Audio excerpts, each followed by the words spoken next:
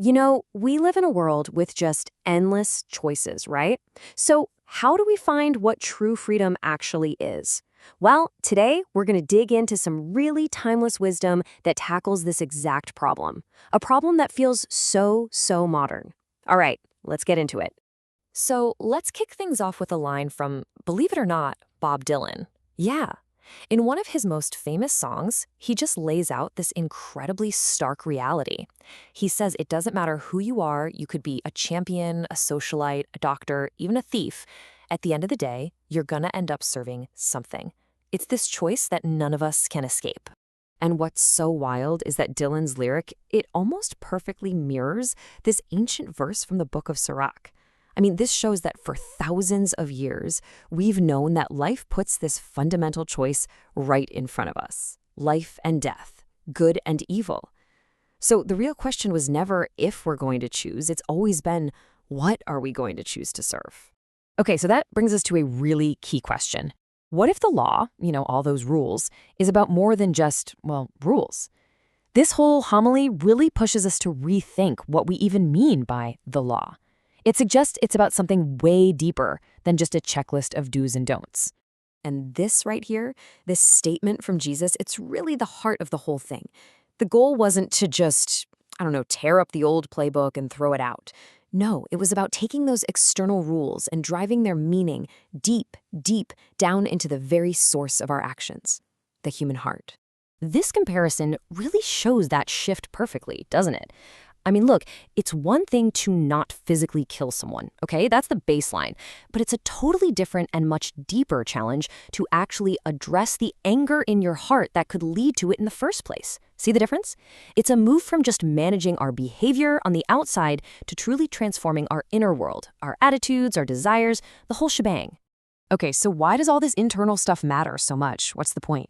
Well, the argument here is that this massive shift in perspective, it's directly connected to our universal search for happiness and what it actually means to be free. And this gives us a totally different way to think about freedom, right? It's not just this unchecked license to do whatever you want, to follow every single impulse.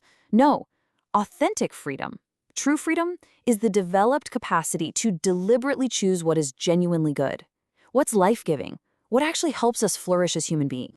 And when you look at it that way, sin isn't just about breaking some arbitrary rule. It's actually a statement. It's us saying, hey, I think I found a shortcut to happiness, and my way is better than the path God laid out. It's this really fundamental misunderstanding of where real, lasting joy actually comes from. And that brings us to the core idea, that deep, lasting joy we're all searching for, what the scriptures call blessedness.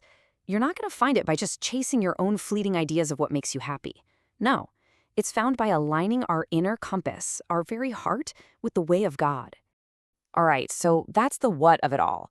Now let's talk about the how. And there's this really simple but brilliant analogy that helps explain how we can actually live out this kind of internal transformation in the real world. So I want you to just pause and think about this for a second.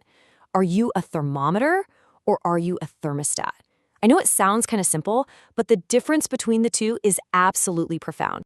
Just think about it for a minute. A thermometer, it's totally passive, right? It just reflects whatever the temperature is in the room it happens to be in. It just changes based on its surroundings, kind of like following the latest trends. But a thermostat? Oh, a thermostat is active.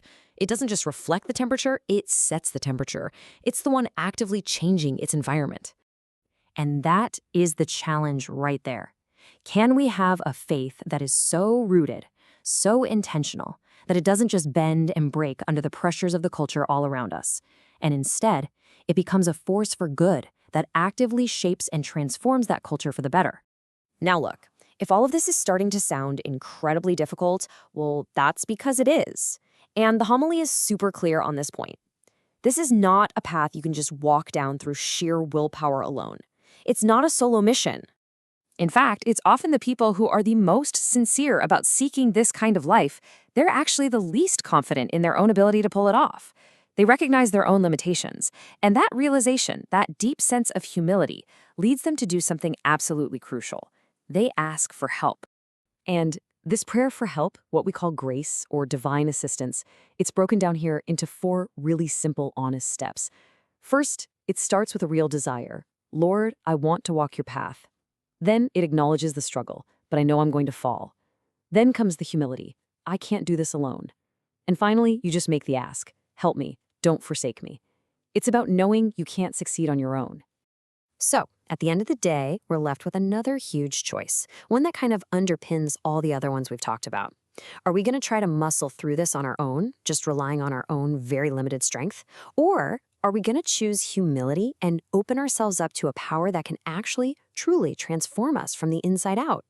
And that brings us right back to the very beginning, to that Dylan lyric.